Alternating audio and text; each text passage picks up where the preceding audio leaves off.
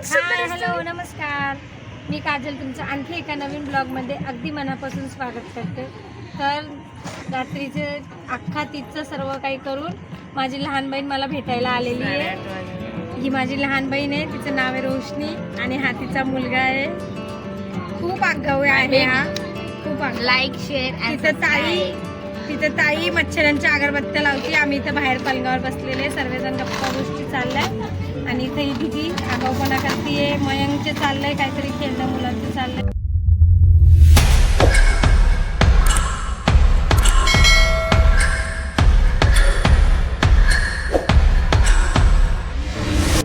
इथं ताई अगरबत्त्या लावत फिरती बघा. मच्छर चावताय म्हणती माझ्या बहिणींना, तुम्ही अगरबत्त्या लावतीये बघा.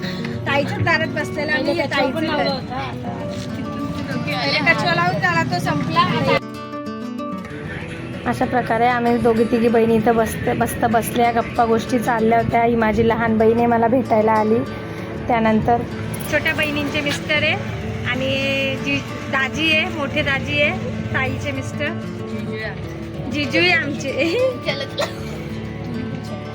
त्यानंतर काही शूट नाही केलं, मग मी डायरेक्ट हे दुसऱ्या दिवसाचं शूट आहे. त्या दिवशी ताईने जेवणाचा पाहुणचार ठेवला होता, मुलांची चालला इथं ज्यूस पाड.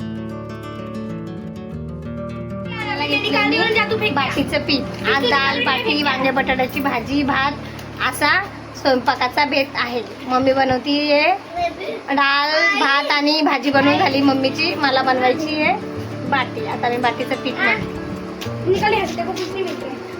ही आमची रोशनी दीदी, आमची निकिता दीदी अशी बसलेली मस्त. त्यांची चालली तर रसना पार्टी चाललंय त्यांचं. नमक साखर काय माहित काय काय करताय. पीठ मलताय आता. कशाचं आहे मला पावशी बाटीचं ना? बाटीचं पीठ आहे, याचे रवा कुकरची आणि आपलं साधं गव्हाचं पीठ, त्यात हळद, नमक, सोडा, अजवाईन आणि गरम केलेलं तेल टाकले मम्मीने सर्व मिक्स करून दिलं मला. मी फक्त मला इथं मम्मीने बनवलेला आहे भात डाळ. दीदीला भूक लागली तर मम्मी तिला भात वाढून देतीये. भात वाढला तिला, डाळ भात ती खाऊन घेईल.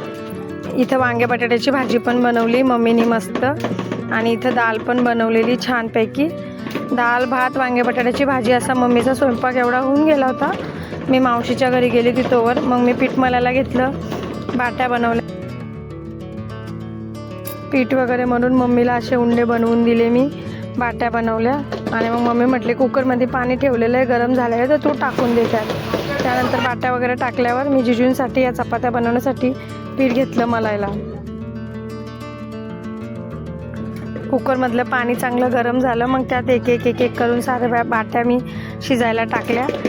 थोडं ढवलत बाट्या चांगल्या शिजल्या की मग त्यांना पाण्यातून काढून घेऊन थोडा थंड करायच्या आणि मग त्यांना कापून तुपात किंवा तेलात तळून घ्यायच्या. अशी बाटीची रेसिपी आहे.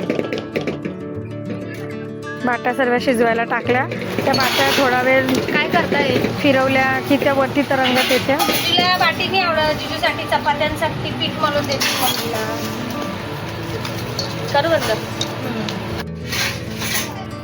पीठ मळलं, मग मम्मी म्हणायला लागली तूच कर चपात्या. मग मीच चपात्या केल्या. बघा ताईचं खूप छान आहे ताईचं किचन, आणि खूप भरपूर असे भांडे आहे ताईकडे, खूप भांडे. त्यानंतर मग आहे भाताचा कुकरला जरा इग्नोर करा, भात त्याच्यात उतू चालला होता. चपात्या वगैरे बनवून झाल्यावर मग मम्मीने काढल्या बाट्या, तोवर बाट्या शिजून गेल्या. बाट्या थंड करून त्यांना अशा कापून घेतल्या आणि तुपात तळायला बस. मम्मीने डाळ भात वांगे बटाटे स्वयंपाक तयार. आणि तुम्ही म्हणणार ताई कुठं गेली, तर ताई दवाखान्यात गेली होती, ताईला बरं नव्हतं तर. मग आम्ही सर्वजण इथं जेवायला बसले. संध्याकाळी जेवण वगैरे केलं मस्तपैकी. खूप छान बनली होती दाल बाटी. या तुम्ही पण दाल बाटी खायला.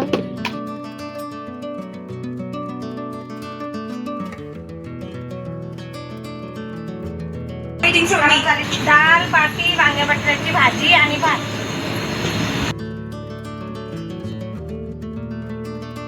अशा प्रकारे डाळीत मस्त बाटी चिरून घ्यायची आणि वांगे बटाट्याची भाजी तोंडी लावायची.